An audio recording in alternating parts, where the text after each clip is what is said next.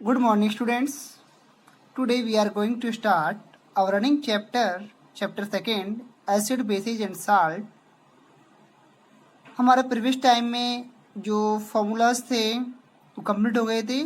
Now will start next topic, plaster of Paris, calcium sulphate, hemihydrate या semi hydrate. ये plaster of Paris है, formula है CaSO4.12H2O, यानी कि हाफ मॉलिक्यूल वाटर के हैं, तो इसे बोलते हैं हेमीहाइड्रेट या semi hydrate. Okay, it is obtained by heating gypsum. Gypsum को हीट करके at 373 kelvin. At this temperature 373 kelvin पर, at this temperature gypsum loses water molecule and forms plaster of Paris. यानी कि जिप्सम से heat देने पर water के molecules क्या हो जाते हैं, लॉस हो जाते हैं और बनता है प्लास्टर ऑफ पेरिस यानी कि POP, पॉप. शॉर्ट फॉर्म होती है प्लास्टर ऑफ पेरिस की POP. ओके, CaSO4.2H2O जिप्सम है, इसको हीट दिया 373 केल्विन पर, तो क्या बना CaSO4.12H2O प्लस 1.5 मॉलिक्यूल्स वाटर के इसमें साथ में बनेंगे, किसके, प्लास्टर ऑफ पेरिस के. When gypsum is heated above, जब जिप्सम को 400 से ज़्यादा टेम्परेचर पर हीट देते हैं, dead burnt plaster anhydrous CaSO4 is obtained which does not have the property of hardening. Plaster of Paris a white powder, ये white powder है, and on mixing with water it change to gypsum giving a hard solid mass. Okay, इनकी CaSO4 half H2O molecules हैं, plaster of Paris है, calcium sulphate का semi hydrate है. इसमें 1.5 molecules water के जब ऐड करते हैं तो क्या बनता है, जिप्सम बनता है. Okay, half molecule plus 1.5 molecules कितने हुए, 2 मॉलिक्यूल्स, तो यहाँ पर CaSO4.2H2O जिप्सम बना. ये एग्जाम्पल, दोनों ही एग्जाम्पल अपने एग्जाम के व्यू से, ये वाला एग्जाम्पल और आपका ये जो एग्जाम्पल है, दोनों ही इम्पोर्टेंट हैं. यूज क्या है प्लास्टर ऑफ पेरिस के, it is use by doctors for joining the fracture. जब फ्रैक्चर जाती है हमारी बोन्स, तब व्हाइट रंग का जो प्लास्टर होता है वो यही वाला होता है. Bones at right position, that is for making plaster to support fractured bone, यानी कि फ्रैक्चर्ड बोन को सपोर्ट देने के लिए जो लगाते हैं वो प्लास्टर ऑफ पेरिस ही है.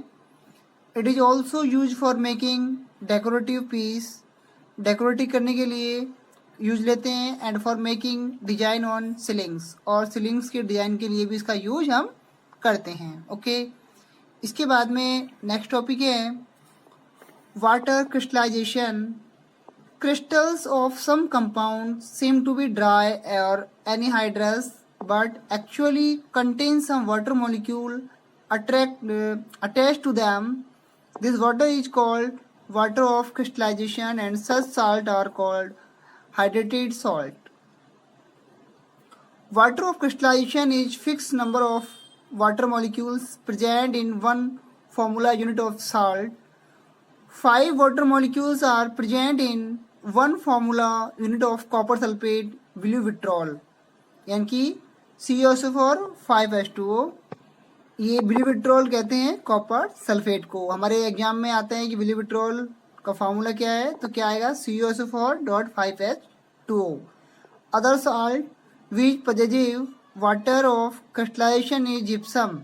जिप्सम होता है calcium sulphate .2H2O. It has 2 water molecule as water of crystallisation.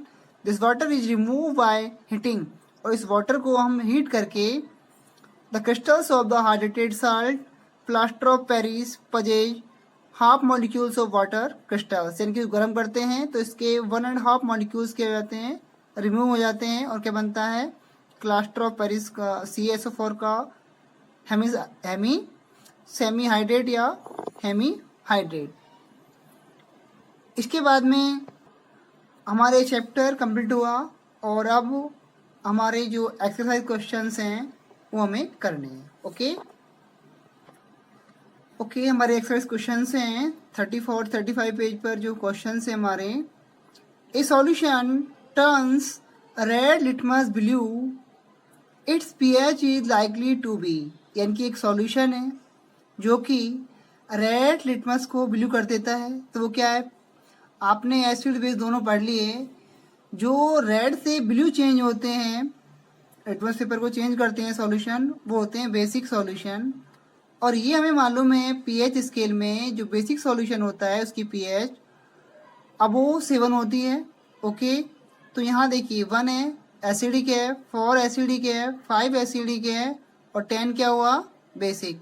तो उसकी पीएच कितनी हुई आपकी, ग्रेटर देन 7 यानी कि 10। ओके, सेकंड क्वेश्चन है, a solution react with crushed egg shell to give a gas that turns lime water milky. The solution contain, सबसे पहले जो क्रस्ड एग सेल होती है वो होती है CaSO4।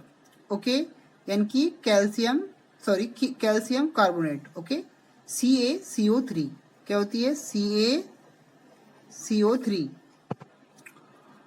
तो ये जो क्रस्ड सेल है वो कैल्शियम कार्बोनेट की बनी होती है और ये डाइल्यूट HCl से, इनमें डाइल्यूट HCl है बी ऑप्शन में, इससे जब रिएक्ट करती है तो CO2 गैस इवॉल्व होती है। और ये CO2 गैस हमने ये पढ़ा था, फर्स्ट चैप्टर में पढ़ा था, इस चैप्टर में हमने देखा था कि CO2 गैस से इसका हम रिएक्शन कराते हैं तो जो गैस है, जो लाइम वाटर है उसको मिल्की कर देती है। ओके, तो ये HCl गैस से रिएक्ट करता है तो CO2 गैस होती है वो लाइम वाटर को मिल्की कर देती है। ओके, थर्ड क्वेश्चन है, 10 ml of a solution of NaOH, 10 ml NaOH का सॉल्यूशन है, is found to be completely neutralize by 8 ml of a given solution of HCl, यानी कि 8 ml जो दिया हुआ है सॉल्यूशन HCl का उसको न्यूट्रलाइज कर देता है। देखिए 10 ml 10 ml है NaOH, 8 ml HCl को न्यूट्रलाइज करता है। Okay, if we take 20 ml of same solution of NaOH, यहाँ हमने 10 ml लिया था, अब हम 20 ml सेम सॉल्यूशन लेते हैं ऑफ NaOH का, तो the amount of HCl solution required to neutralise it will be, same solution है, सिर्फ हमने क्वांटिटी चेंज की है। यहाँ 10 ml के लिए 8 ml है, 20 ml हमने ट्वाइस किया है तो डेफिनेटली बात है 8 का ट्वाइस कितना होगा, 16 ml। ओके, 8 2 जा 16। तो यहाँ पर इस जो सॉल्यूशन है NaOH का 20 ml का, इसको न्यूट्रलाइज करने के लिए हम 16 ml का HCl सॉल्यूशन लेंगे। ओके, इसमें लिखा हुआ है, if you take double the amount of same NaOH solution, the amount of the same HCl solution required to neutralise it is also double, hence 16 ml HCl solution will be required to neutralize 20 ml NaOH solution। ये सिर्फ आपको objective question था। Okay, इसके बाद में question जो fourth है, which one of the following type of medicine is use for treating indigestion. मैंने पहले बताया था आपको, इंडाइजेशन होने पर हम क्या लेते हैं, जब हम ओवर ईटिंग खाना खा लेते हैं, ज़्यादा खाना खा लेते हैं हम, तो उसके लिए हमारी जो स्टोमक में एसिडिटी इंक्रीज हो जाती है, तो उसके लिए हम जो काम में लेते हैं, एसिडिटी इंक्रीज हो जाती है तो एसिड के लिए न्यूट्रलाइज करने के लिए हम बेस काम में लेते हैं। तो जो बेस काम में लेते हैं वो होता है एंटा एसिड, यानी कि उसके लिए हम एंटा एसिड के रूप में जो फॉर्म में जो टैबलेट लेते हैं वो होता है हमारा मिल्क ऑफ मैग्नीशिया, जो पढ़ चुके हैं आप, उसकी pH 10 होती है। तो देखिए ऑप्शन देखिए, एंटीबायोटिक नहीं, एनाल्जेसिक ये भी नहीं है और एंटीसेप्टिक ये भी नहीं है, इसमें क्या आएगा, एंटा एसिड, क्योंकि ये जो क्वेश्चन है मेडिसिन लेते हैं इंडाइजेशन के लिए एंटा एसिड लेते हैं। तो antacid contains solution of mild base and hence they are used for treating indigestion. Next question है write word equation and then balance equation for the reaction taking place when. देखिए equations हैं आपकी, dilute sulphuric acid है, HCl है dilute, react करता है zinc granule से Zn से। तो देखिए यहाँ पर dilute sulphuric acid plus zinc granule क्या बनेगा, zinc sulphate plus hydrogen gas. क्योंकि जिंक है जो यहाँ पर जो जिंक है वो हाइड्रोजन से ज़्यादा एक्टिव होता है, तो इसलिए ये हाइड्रोजन का डिस्प्लेसमेंट करता है क्योंकि ये मोर रिएक्टिव है हाइड्रोजन से जिंक। ओके, अब बनेगा ZnSO4 प्लस H2 गैस। इसका बैलेंस इक्वेशन, ये बैलेंस इक्वेशन ही है, यहाँ पर H2 है, ये देख लीजिए, आपको पता है जितने मॉलिक्यूल्स राइट साइड हैं उतने लेफ्ट साइड होंगे। ये हमने चैप्टर फर्स्ट में बैलेंस इक्वेशन में पढ़ा था, हिट एंड ट्रायल मेथड हमने क्वेश्चन किए थे वहां पर। नेक्स्ट क्वेश्चन हमारा है dilute hydrochloric acid react with magnesium ribbon. तो देखिए डाइल्यूट हाइड्रोक्लोरिक एसिड है, dilute hydrochloric acid plus magnesium, ये रिएक्ट करेगा डाइल्यूट हाइड्रोक्लोरिक एसिड से। यहाँ पर फिर कहते हैं कि magnesium is more reactive for than hydrogen, तो क्या बनेगा MgCl2 यानी कि magnesium chloride plus hydrogen gas. देखिए HCl प्लस Mg, हमें मालूम है मैग्नीशियम 12 नंबर पे आता है, वैलेंसी +2 होती है। यहाँ पर MgCl क्लोरीन की वैलेंसी -1 होती है। ओके, अब ये Mg+2 है, मैंने आपको पहले ही बताया था। सेकेंड नंबर जो इक्वेशन थी HCl MgCl2 प्लस H2, तो इसके लिए इक्वेशन थी सेकेंड वाली HCl प्लस Mg। यहाँ पर ये जो Mg है वो H से ज़्यादा रिएक्टिव है, इसलिए बनेगा MgCl2, यानी कि Mg+2 है, Cl-1 है, तो क्या बनेगा MgCl2, यानी कि Mg का जो 2 वैलेंसी है यहाँ जाएगी और ये वाली यहाँ जाएगी, तो MgCl2 बना प्लस हाइड्रोजन। ये आपको समझ में आ रहा है ये वाला।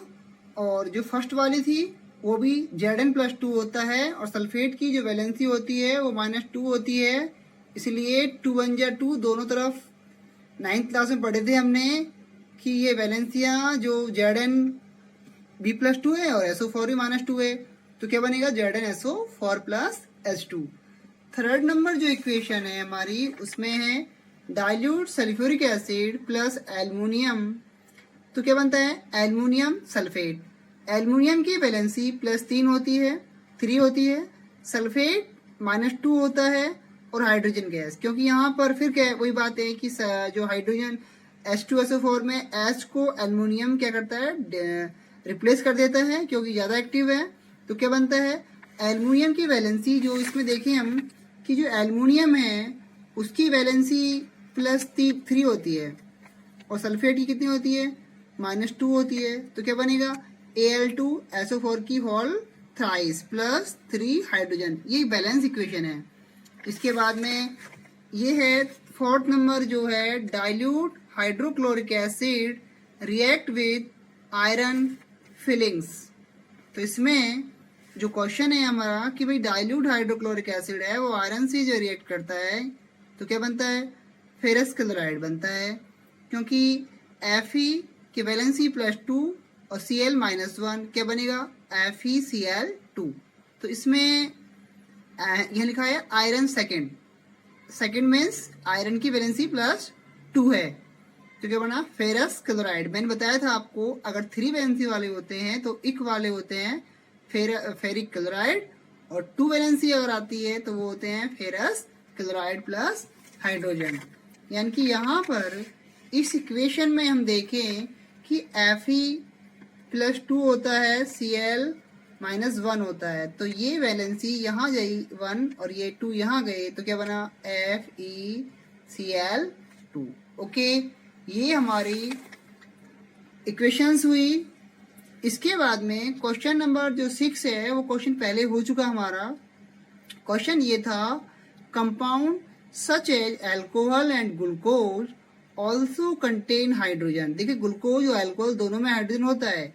ग्लूकोज होता है C6H12O6 और अल्कोहल में होती है मेथनॉल है CH3OH, एथेनॉल है C2H5OH।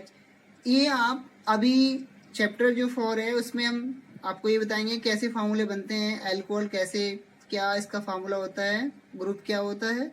लेकिन अभी तो हमें क्वेश्चन सोल्व करना है ये वाला। But not categorise and as acids, लेकिन फिर भी एसिड्स नहीं है अल्कोहल और glucose. Describe an activity to prove it. तो सिंपल सी बात है, एसिड्स की डेफिनेशन क्या होती है? एसिड्स वो होते हैं जो कि हाइड्रोजन आयन देते हैं। जिनमें हाइड्रोजन आयन होते हैं वो एसिडिक होते हैं। यहाँ पर ग्लूकोज और अल्कोहल में हाइड्रोजन आयन नहीं होते हैं, इसलिए ये एसिड नहीं होते हैं। तो इसकी एक्टिविटी है कि हमने इसमें एक्टिविटी में एक बीकर लिया हुआ है। बीकर लेने के बाद में 2 नेल्स ली हुई हैं, नेल आयरन की है ये वाली। इसके बाद डाइल्यूट HCl इसमें सॉल्यूशन में हमने थोड़ा सा इसमें मिलाया हुआ है, रबर कॉक लगाया हुआ है। यहाँ पर हमने बैटरी से बल्ब एक ऐड किया हुआ है इसमें और एक स्विच, ये स्विच है, सब लगाए हुए हैं बैटरी। अब हमको इस एक्टिविटी को क्या है, इसमें alcohol and glucose contain hydrogen, but इसमें हाइड्रोजन तो होते हैं, हाइड्रोजन तो होते हैं क्योंकि फॉर्मूला जो होता है वो होता है, जो ग्लूकोज होता है C6H12O6, जैसे कि मेथनॉल है CH3OH, हाइड्रोजन तो है, लेकिन but are not categorized as acid because they do not ionize in the solution to produce H+ ion। लेकिन जब इनके आयंस अगर बनाएं तो इसमें आयंस नहीं बनते हैं और इसमें हाइड्रोजन आयन नहीं देते हैं ये, and hence can not conduct electricity, और इसलिए ये इलेक्ट्रिसिटी का कंडक्ट नहीं करते हैं, इनमें चार्ज फ्लो नहीं होते हैं। Activity set the apparatus to show. Apparatus होता है ये पूरा जो हमने लगाया हुआ है, जो हमने तैयार किया हुआ है सिस्टम, इसको एपरेटस कहते हैं। एपरेटस माने उपकरण। as so blow and test for the solution of HCl, alcohol and glucose। Observations हैं इसके, the bulb glow when dilute HCl was added to the beaker, कि जब HCl डाइल्यूट इसमें हम ऐड करते हैं तो बल्ब ग्लो हो जाता है। The bulb did not glow when alcohol and glucose solution was added to the beaker, और जब हम बीकर में अल्कोहल और ग्लूकोज को ऐड करते हैं तो इसमें जो बल्ब ग्लो नहीं होता है, बल्ब नहीं जलता है। तो रीजन तो यही हुआ कि इसमें हाइड्रोजन आयंस नहीं होते हैं अल्कोहल और ग्लूकोज में। इसका कंक्लूजन है, निष्कर्ष ये होते हैं कि alcohol and glucose can not form ions, वो आयंस की फॉर्म में नहीं होते हैं in solution, and hence can not conduct electricity, और वो इलेक्ट्रिसिटी का कंडक्ट नहीं करते हैं, उनमें चार्ज फ्लो नहीं होते हैं। सेकेंड पॉइंट इसका ये आता है, dilute HCl solution forms aqueous solution H ions and hence can conduct electricity. जो डाइल्यूट HCl सॉल्यूशन है वो एक्वस फॉर्म में है, aqueous form means liquid form में है, conduct electricity suggesting that electric current is carried through the solution by ions formed by them। तो इसमें ये हुआ कि जब आयंस बनते हैं तभी इलेक्ट्रिसिटी का फ्लो होता है। ओके, ये हमारी एक्टिविटी क्वेश्चन 6 की हुई। ऐसे प्रीवियस टाइम हमने कर लिया था, ये रिवाइज किया है दोबारा। क्वेश्चन हमारा जो 7 क्वेश्चन है, why does distil water not conduct electricity where rain water does. क्या रीजन है कि जो हमारा डिस्टिल वाटर है वो इलेक्ट्रिसिटी कंडक्ट नहीं करता है, लेकिन जो रेन वाटर है वो इलेक्ट्रिसिटी कंडक्ट करता है। इसका रीजन क्या है? रीजन ये होते हैं कि जो डिस्टिल वाटर है उसमें आयंस नहीं प्रेजेंट होते हैं, लेकिन जो रेन वाटर होता है उसमें कुछ कंटेंट्स रेन वाटर में जो स्मॉल अमाउंट में एसिड्स प्रेजेंट होते हैं, और एसिड्स होने पर एसिड्स जो गैसें हमने पहले बताया था, रेन वाटर में जो एसिड रेन्स होती हैं तो कुछ रेन में SO2 गैस होती है, NO2 गैस होती है एटमॉस्फेयर में, वो मॉलिक्यूल्स होते हैं, उसमें हाइड्रोजन आयंस के मॉलिक्यूल्स होते हैं, और जिससे वो जो रेन वाटर है वो इलेक्ट्रिसिटी का फ्लो करता है, यानी कि कंडक्ट करता है इलेक्ट्रिसिटी। तो देखिए, distil water does not contain any ions, कोई आयंस नहीं होते हैं उसमें, and have no electrolytes, okay, hence it does not conduct electricity, इसलिए वो कोई भी इलेक्ट्रिसिटी का फ्लो नहीं करता है या उसमें। But in rain water small amount of electrolyte is present, और जो रेन वाटर है इसमें स्मॉल अमाउंट में इलेक्ट्रोलाइट प्रेजेंट होते हैं, और the form of acids, acids की फॉर्म में ये प्रेजेंट होते हैं। These acids are produced due to the dissolution of acidic oxides, इनकी ये फॉर्म्स होती हैं SO2 और NO2। बताया था मैंने आपको, सल्फर है, नाइट्रोजन गैस है, ये जो ऑक्सीजन से कंबाइन होकर बनाते हैं SO2 और NO2, और वाटर की ड्रॉपलेट्स होती हैं, उनसे मिलकर ये एसिड फॉर्म में आ जाते हैं in rain water and make it better conductor of electricity, और इसलिए ये जो अच्छे कंडक्टर होते हैं इलेक्ट्रिसिटी के। ओके, ये तो पहले भी कर चुके हैं आप कि भाई एसिड्स बनते हैं, एसिड रेन्स होती है, रेन होती है, जो एटमॉस्फेयर में गैसें होती हैं, गैसें जो सल्फर है, नाइट्रोजन है, जो ऑक्सीजन से एडेड होती है, SO2 बनाती है, NO2 बनाती है, और वाटर मॉलिक्यूल से बनकर सल्फ्यूरिक एसिड है, नाइट्रिक एसिड, ये बनते हैं। इसके बाद में जो क्वेश्चन नंबर 8 है, why do not acid show acidic behaviour in the absence of water. देखिए, क्वेश्चन इतना है कि भाई जो एसिड्स होते हैं वो वाटर के एब्सेंस में एसिडिक नेचर शो क्यों नहीं करते हैं। तो रीजन क्या होता है कि भाई जब ड्राइनेस होती है तो आयंस नहीं बनते हैं, लिक्विड फॉर्म में आयंस बनते हैं, और जब लिक्विड फॉर्म में जो आयंस बनते हैं वही इलेक्ट्रिसिटी को कंडक्ट कर पाते हैं। ओके, तो आंसर है ions are produce only in aqueous medium, यानी कि लिक्विड मीडियम में आयंस बनते हैं, and presence of hydrogen ions are responsible for the existence of acidic property, और वो ही रेस्पॉन्सिबल है एसिडिक प्रॉपर्टी के लिए। Hence acid show acidic behaviour only in the presence of water and not in the absence. तो water के present में ये एसिडिक जो नेचर शो करते हैं, और वाटर के एब्सेंस में नहीं। ओके, इसके बाद में जो क्वेश्चंस रिमेनिंग क्वेश्चंस हैं हम नेक्स्ट टाइम करेंगे। Thank you.